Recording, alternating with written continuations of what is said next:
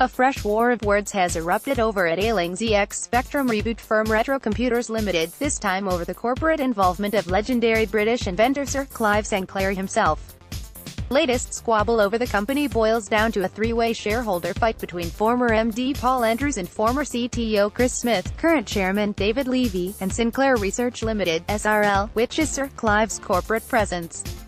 Each shareholder owns a quarter of the company, with Andrews and Smith acting in lockstep.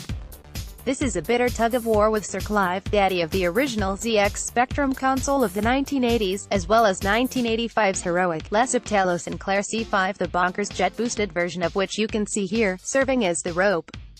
RCL, as regular readers know, is the company that was supposed to have delivered a ZX Spectrum-themed handheld game console, called the Vega, to about 4,500 people who paid money for the product via crowdfunding platform Indiegogo 2 years ago. Since then the firm has delivered nothing, amid excuses and recriminations flying back and forth over what happened to the £513,000 paid to RCL by its customers. What should have been a retro-themed product that sold like hotcakes and brought joy to greybeard gamers all over Blighty has descended into a horrible, stinking mess that sullies the Spectrum legacy. The struggle for control of RCL is a marker not only for thousands of customers' monies, but the very business model behind crowd-funded products, and for what happens when that crowdfunding process goes wrong. Andrews and Smith are trying to remove Levy as a director of RCL, along with those Levy appointed as directors after the former pair quit the company in April 2016. They want to do this by calling a shareholders meeting and voting Levy off the board. Naturally, Levy is resisting this attempt to topple him. With Andrews and Smith controlling 50% of the company, and Levy controlling 25%, the crucial question is who does Sinclair, with the remaining 25% stake in the firm, support?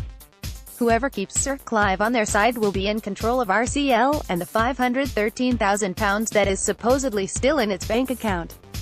If SRL opposes Andrews and Smith's attempt to replace Levy, then the status quo remains. A press release issued a week ago by Andrews and Smith stated that SRL was backing them.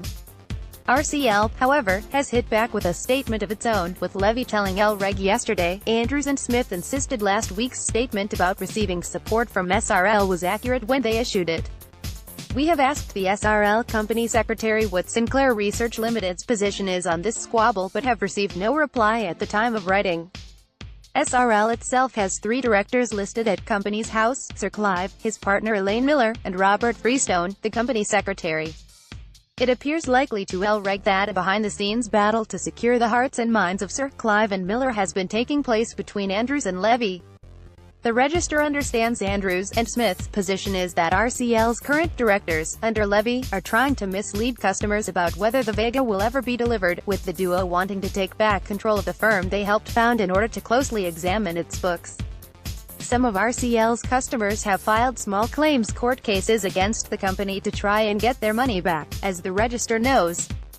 For his part, Levy disputes Andrews' allegations and has consistently insisted RCL will deliver, blaming Andrews and Smith for the previous missed delivery deadlines. He has claimed they are trying to destroy the company as revenge for Levy forcing one-time RCL retail distributor Cornerstone Media into liquidation and bankrupting its sole director, Nick Cooper, a personal friend of Andrews. Despite public fears that RCL would fold and deliver nothing, the company has repeatedly insisted it will make and distribute the consoles. Its latest pledge is that it will ship some of them by the 12th of May, though previous self-imposed deadlines have repeatedly sailed past with no action being taken. Lurking in the background of all this is Indiegogo itself, which is trying to limit the PR damage caused by RCL to its own business model after a Loudoun County court ruled that the platform's terms and conditions weren't relevant and that backers were actually customers with a legally enforceable contract of sale. If RCL fails to deliver by the end of May, Indiegogo has pledged that it will send in a debt collection agency on customers' behalf. None of the current maneuvering appears likely to bring forward deliveries of the original Vega. Recently RCL has begun alluding to the delivery of a Vega V2 instead of the plain old Vega, which suggests the product that will appear may not be the same as the one originally offered and paid for.